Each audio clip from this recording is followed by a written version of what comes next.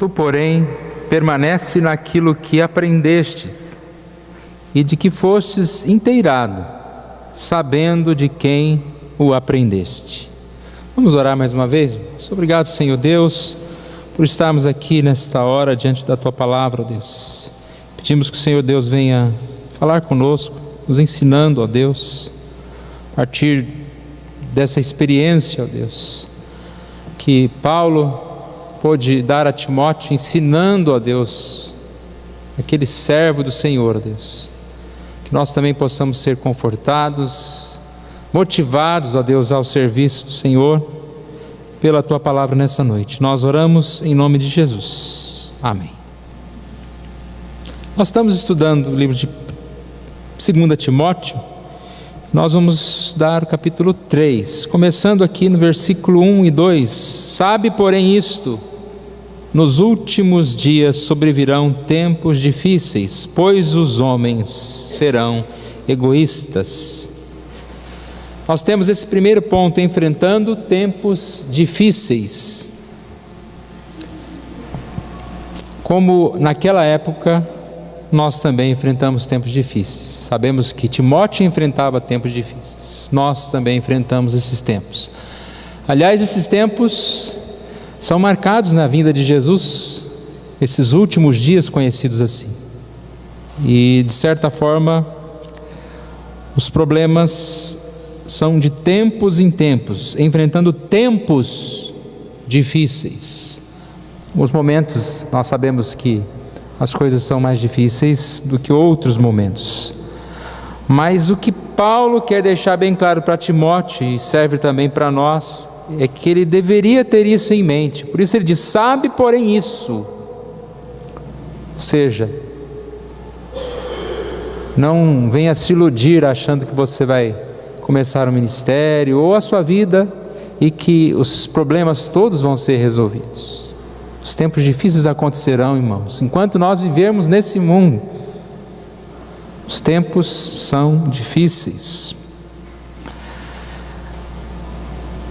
Estamos então vivendo nos últimos dias. Estes dias incluirão tempos difíceis e perigosos, decorrentes das atividades dos homens maus. Por isso, o começo do versículo 2 diz: os homens serão. Interessante que, se nós enfrentamos problemas, é por causa dos homens, por causa de nós mesmos. Alguns problemas que nós enfrentamos é por causa de nós mesmos. Nós criamos problemas para nós mesmos,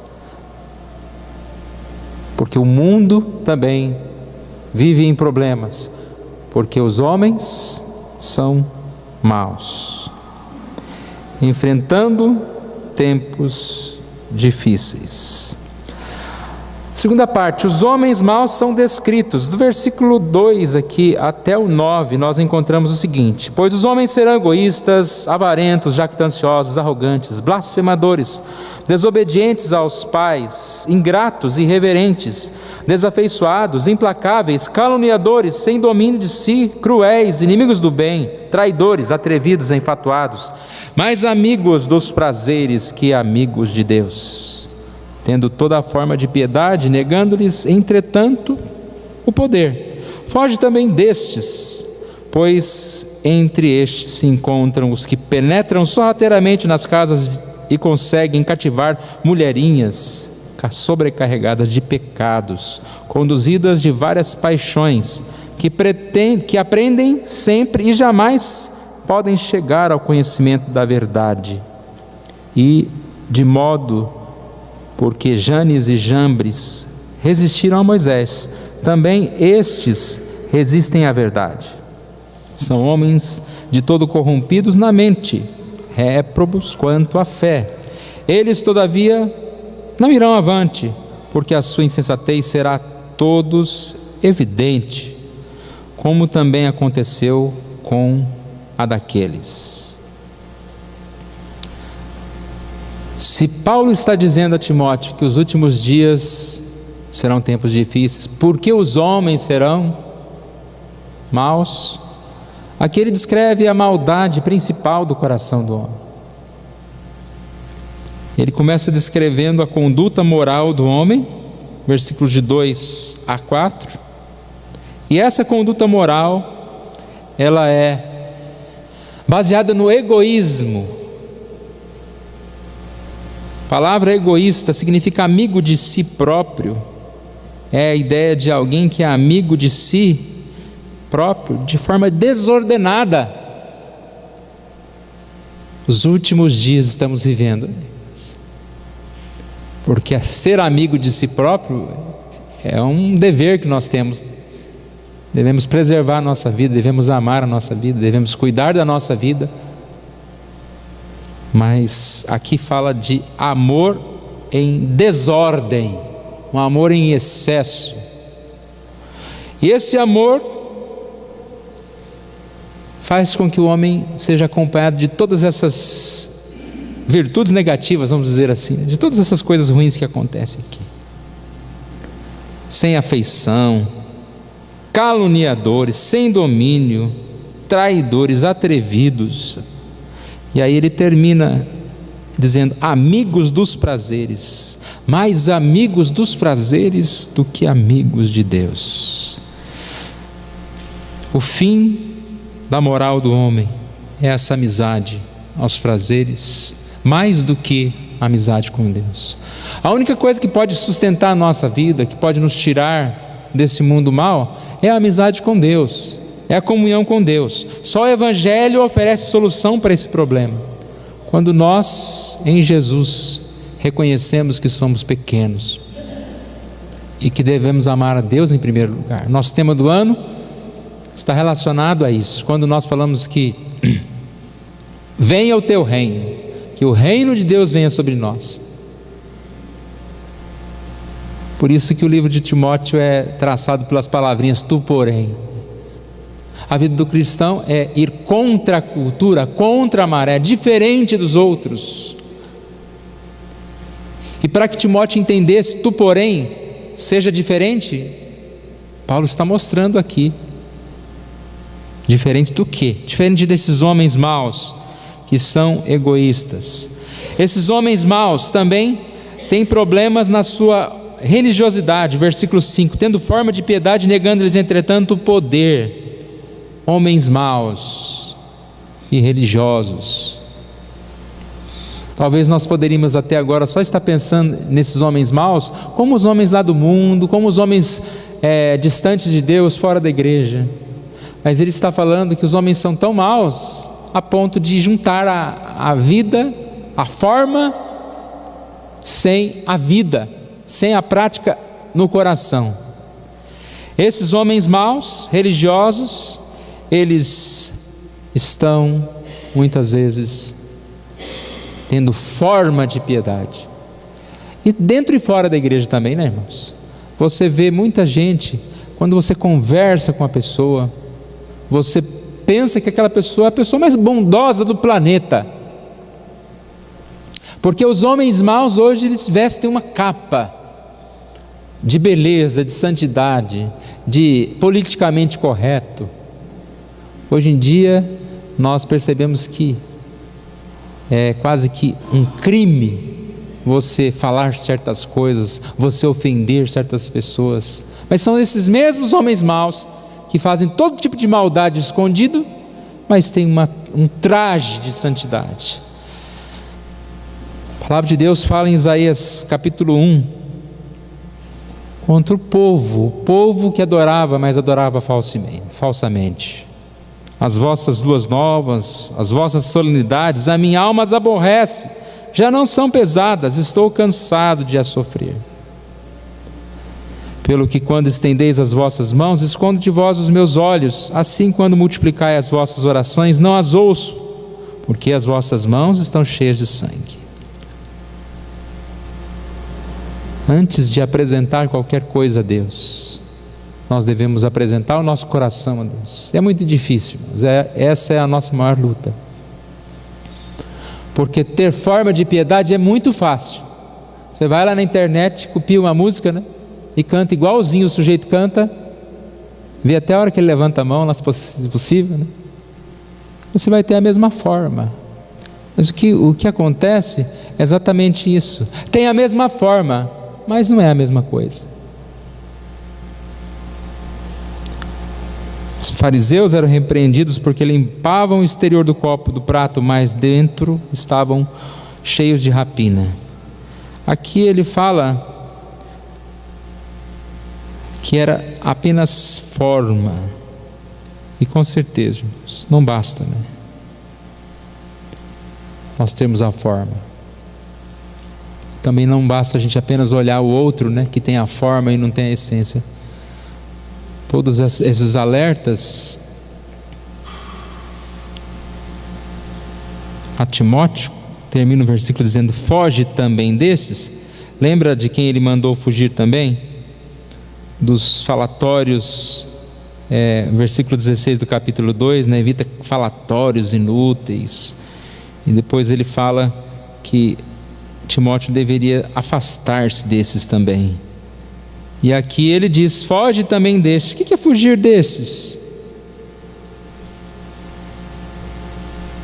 É de estarmos buscando seguir essas pessoas, fazer como essas pessoas, adorar como essas pessoas. A verdadeira religião combina forma e poder. A forma é externa, ela precisa existir, mas forma sem poder não está certo. A forma precisa existir. Ninguém pode dizer que tem poder sem forma. Ou seja, a adoração ela é espiritual, mas ela se expressa através da forma, dos cultos públicos, da comunidade. Nós precisamos pensar nessas duas coisas, viver dessa forma. Esses homens maus, então, além de serem egoístas e religiosos, eles eram pessoas que buscavam atrair outras a seguirem aquilo que eles faziam de errado. Qual que era a estratégia deles? Versículo 6 diz que eles penetravam sorrateiramente nas casas para cativar mulherinhas. Faziam propaganda da sua religiosidade, das suas falsidades. Cativar é a ideia de iludir, desencaminhar alguém. Repare que são parecidos, a forma é parecida. Eles vão falar de Deus, vão cantar canções, mas aparentemente são pessoas que estão levando outros para o caminho, para a verdade, mas na verdade estão desviando essas pessoas da verdade, estão acorrentando essas pessoas no mau caminho. Semana passada nós vimos isso também no capítulo 2, quando se falava a respeito daqueles que desviavam do alvo. Nós ficamos pensando aqui, irmãos, quantas pessoas, quantas igrejas, acredito que pessoas até nem sabem que estão fora do caminho, porque eles não conhecem o caminho. O que eles falam é o caminho que eles aprenderam. A forma errada de interpretar a Bíblia é a forma que eles aprenderam. E como eles foram enganados, eles estão enganando a outros. Aqui no texto está falando sobre visitas nas casas. Chegavam nas casas e pegavam mulheres que estavam lá de certa forma à toa, talvez o marido trabalhando, e ficava falando e conduzindo aquelas pessoas. Pessoas que eram cativadas porque tinham dois tipos de fraquezas: eram moralmente fracas, carregadas de pecados, afetadas por várias paixões, e intelectualmente fracas, instáveis, ingênuas. Aqui nós vimos isso nessa frase: aprendem sempre, mas também jamais podem chegar ao conhecimento da verdade. Pessoas incapazes de ser firmes, de ter uma convicção firmes. Você já percebeu como são certas pessoas quando falam de Deus, quando nas suas denominações são levadas por ventos, por doutrinas? Essas mesmas pessoas não param em uma só heresia, não prega uma só coisa. Vez por outra aparece uma novidade, e essa novidade por um tempo ela passa e você vai ver outra novidade. E ele está chamando aqui essas mulherzinhas, como pessoas que vão atrás da novidade. Nós não podemos ser assim.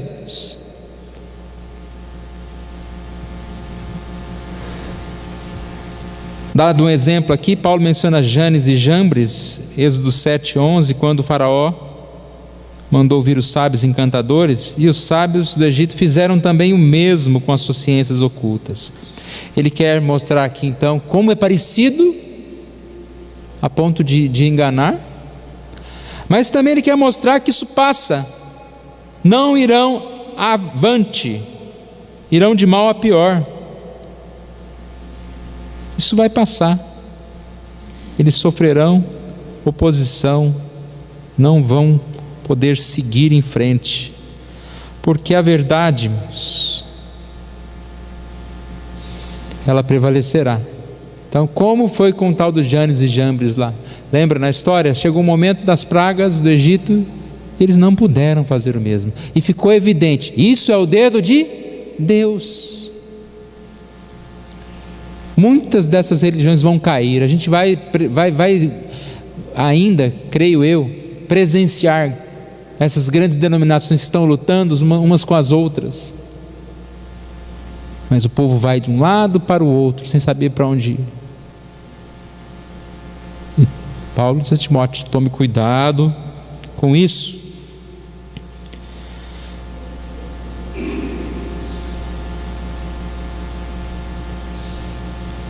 Permanece firme na fé. De 10 a 15, nós vemos aqui a continuidade. Tu, porém, tens seguido de perto o meu ensino, procedimento, propósito, fé, longanimidade, amor, perseverança, as minhas perseguições e os meus sofrimentos, quais me aconteceram em Antioquia, Icônio e Listra. Que variadas perseguições tenho suportado, de todas, entretanto, me livrou o Senhor. Ora, tantos quanto querem viver piedosamente em Cristo serão perseguidos, mas os homens perversos e impostores irão de mal a pior, enganando e sendo enganados.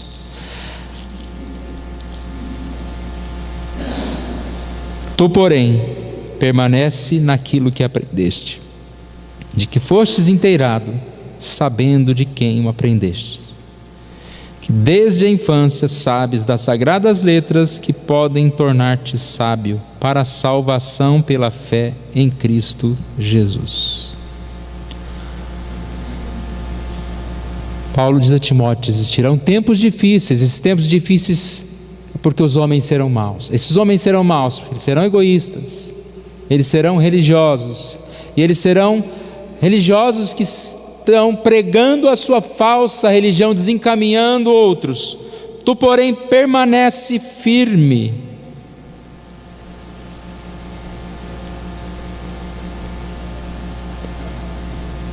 De certa forma fica um pouco repetitivo eu lembrar esse tu, porém, mas é isso que precisa ficar marcado para nós. Enquanto o mundo caminha cada vez mais para o egoísmo, caminha mais para a falência espiritual, para o encantamento com as coisas do mundo, para os luxos, os prazeres, nós devemos permanecer firmes em Cristo Jesus, na palavra que nós conhecemos, na fé. E é isso que ele fala, olha. O passado de Timóteo: tu, porém, tens seguido de perto o meu ensino, procedimento, propósito, fé, longanimidade, amor, perseverança. Paulo está dizendo: Timóteo, você perseguiu, você está comigo há muito tempo, conhece os meus sofrimentos, conhece a minha vida.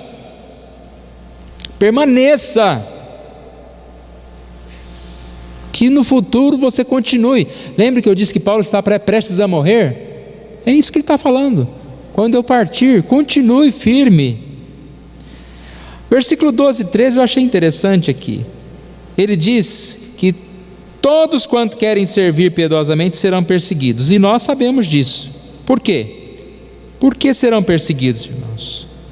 Porque o próprio Jesus diz em João: se o mundo vos odeia, sabei primeiro do que a vós outros me odiou.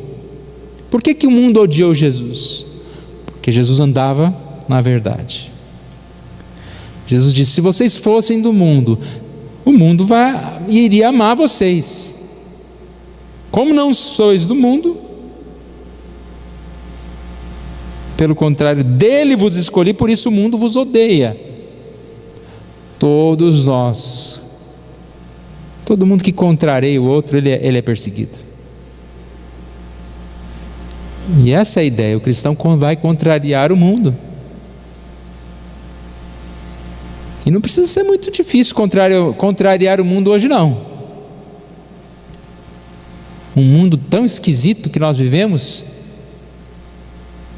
coisas inimagináveis, né? Quem imaginava um dia que alguém ia ter uma ideia brilhante não, né? Demoníaca, de dizer que uma criança vai nascer e não tem que colocar sexo masculino e feminino, não, tem que deixar, porque ela vai crescer, ela vai escolher se ela vai ser homem ou se ela vai ser mulher. Quem imaginaria que isso ia acontecer um dia? E é o que está acontecendo.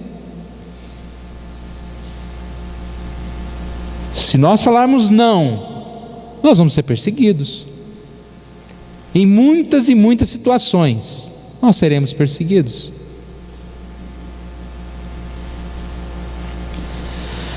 Agora, o que eu achei interessante é que às vezes a gente tem essa ideia: o cristão, coitadinho, é perseguido, sofre, e o mundão aí faz tudo quanto é errado e só se dá bem. Aonde que tem isso na Bíblia? Olha o versículo 13: mas os perversos e impostores irão de mal a pior, enganando e sendo enganados. Não é isso que a gente vê no mundo hoje? Não se iluda, não deixe o diabo, o inimigo, colocar na sua cabeça que é bom a vida do mundo, porque quem vive no mundo está de mal a pior. Hoje está um engolindo o outro. O mundo não tem amigo. Tem gente que fala: na igreja a gente parece que não tem irmão, não tem amigo. Lá no mundo eles são tão unidos. São unidos enquanto um está ajudando o outro a fazer coisa errada. Quando um é pego, ele que vai delatar o outro. É o primeiro que vai contar os erros do seu amigo íntimo. E não é isso que nós vamos ver, irmãos? Como que está o mundo? De mal a pior. Esse é o alerta de Paulo a Timóteo. Permanece no quê? Naquilo que aprendeu. Você já aprendeu a verdade. Que bom, irmãos. Se você já aprendeu a verdade, você só tem que permanecer. Às vezes não temos que aprender muito o que aprender mais, nem buscar lá fora. Às vezes um jovem vem falar, né? Pastor, eu vou lá num sei o que lá da igreja tal, lá uma dessas coisas aí. Pode? Eu falei: olha, você é livre. Aqui lá na igreja ninguém fica falando não pode ir para tal lugar, pode ir para tal lugar. Só que lá vão falar um monte de coisas que não estão na palavra de Deus. Vai alimentar uma religiosidade cheia de certas coisas que não são verdadeiras. E você mesmo, se está perguntando, não deveria ir, né? Nós não precisamos procurar novidade. Não precisa sair procurando igreja, né? Que tem uma corrente mais forte que a sua. Aliás, aqui não tem corrente, né? Só se for a corrente de Timóteo. Nós estamos no capítulo 4, né? Capítulo 3. Então, irmãos, nós temos que ter essa permanência. Eu preciso estar numa igreja que vai ensinar a Bíblia. Eu preciso me alimentar da Bíblia, da palavra de Deus. Eu preciso louvar a Deus com os irmãos. Eu preciso ter uma programação saudável para a minha família. Eu não preciso de novidade, eu não preciso de nada, de experiências estranhas. Porque Deus é um Deus de paz, é um Deus de amor. O Espírito Santo fala aos nossos corações.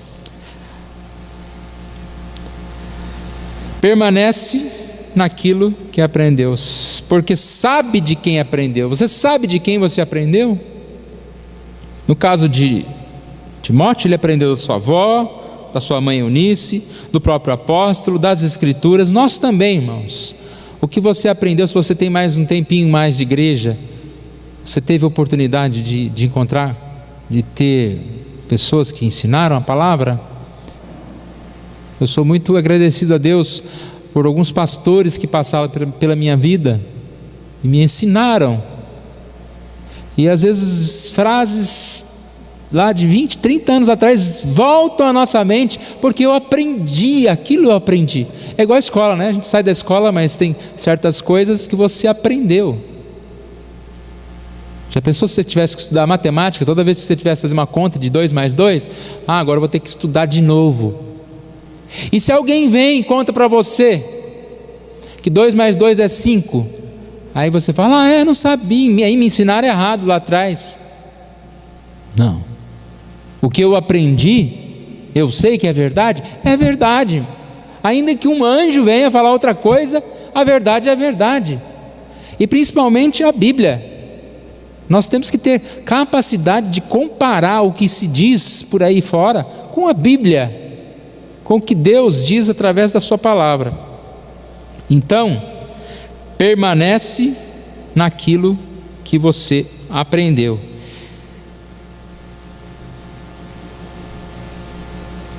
E é isso que diz o finalzinho aqui, olha. A origem e o propósito das Escrituras. Você aprendeu? Permanece. Aonde que você aprendeu? Foi em alguma reunião do seu bairro, alguma instituição humana, de algum filósofo, de algum professor? Aprendi de Deus. Olha que diferença que tem isso, que profundidade tem isso.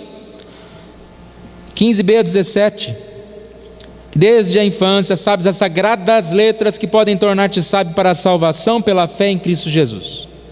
Toda a Escritura é inspirada por Deus e útil para o ensino, para a repreensão, para a correção, para a educação na justiça, a fim de que o homem de Deus seja perfeito e perfeitamente habilitado para toda boa obra. Essa é a ideia.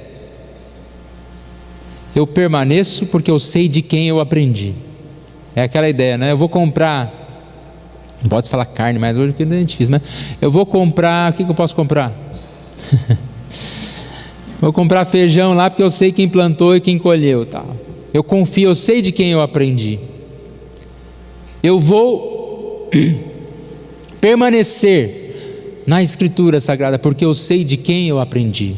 Eu aprendi de Deus. Duas verdades aqui. As Escrituras são palavra de Deus. Por quê? Porque é inspirado por Deus. A ideia de soprado por Deus, exalada por Deus. Homens movidos pelo Espírito Santo escreveram as Escrituras. À medida que eu creio que a Bíblia é a palavra de Deus, eu creio que o Senhor está falando comigo.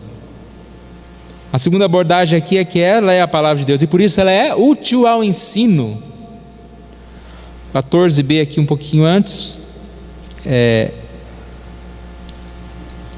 falava a respeito, permanece naquilo que aprendestes, de que fostes inteirados, sabendo de quem aprendestes, sabes as sagradas letras, que podem tornar-te sábio para a salvação. É o final do versículo 15. Podem tornar-te sábio para a salvação. O que eu aprendo, irmãos? Nas Escrituras. Eu aprendo sobre a salvação. É isso que a palavra de Deus ensina para nós. O que eu vou aprender nesses lugares, nessas ideias, nesses homens maus? Não vou aprender nada. Que a Bíblia me ensina, o plano de salvação. A Bíblia me ensina sobre o pecado, sobre o perdão, sobre a ressurreição, sobre o Espírito Santo. A Bíblia me ensina sobre liberdade. E aí então essa é a instrução que eu tenho. A Escritura é útil para ensinar a fé e corrigir o erro. Aqui fala sobre correção, educação na justiça. Essa é a palavra de Deus. Então, irmãos, nós podemos ver aqui claramente o ensino de Paulo para nós hoje, que vivemos esses tempos difíceis. Homens egoístas e religiosos, homens egoístas religiosos que estão trabalhando, estão produzindo aí outros religiosos, grandes religiões, grandes denominações. Tu, porém, permanece na palavra de Deus. Que a gente realmente não seja levado a qualquer doutrina estranha que se afaste da palavra de Deus, porque é a única que nos salva. A palavra de Deus é a regra de fé e prática. Nós vamos ficar em pé, nós vamos orar ao nosso Deus. Deus querido, nós te louvamos pela tua palavra, somos agradecidos a ti pelo teu amor, ó Deus. Te louvamos pelo teu amor, Deus, que o Senhor demonstraste na cruz. Te louvamos pelo teu amor, por nos dar a revelação, ó Deus, a tua palavra. Que o Senhor nos dê, ó Deus, mais e mais esse desejo de estudá-la, ó Deus, de estar junto com os irmãos, ó Deus, de permanecermos firmes na fé. Que possamos nos afastar, ó Deus, dos falatórios inúteis, das discussões insensatas. Que possamos nos afastar dos homens maus, e também de cometer essa mesma maldade, ó Deus, que é viver para o egoísmo. Que nós possamos ser amigos de Deus, a cada dia mais próximos do Senhor, ó Deus. Que o Senhor Deus faça com que essa palavra, ó Deus, tenha sentido na mente de cada um de nós aqui nesta noite, ó Deus. E que o Senhor abençoe a nossa semana, as nossas decisões, os nossos caminhos, ó Deus. Porque se nós apenas sairmos aqui, ó Deus, e vivermos de outra forma, ó Deus, nós estamos sendo como esses homens que tinham forma de piedade, mas negavam o poder, negavam a verdade. Tenha misericórdia de nós, ó Pai, porque é muito fácil fazer isso. Quantas vezes fazemos isso, ó Deus? Tenha misericórdia de nós, e que o Senhor nos ajude, Deus, a viver em paz com a tua palavra, ó Deus, confessar os nossos pecados, nos aproximar mais de ti, ó Deus. Nós oramos em nome de Jesus. Amém.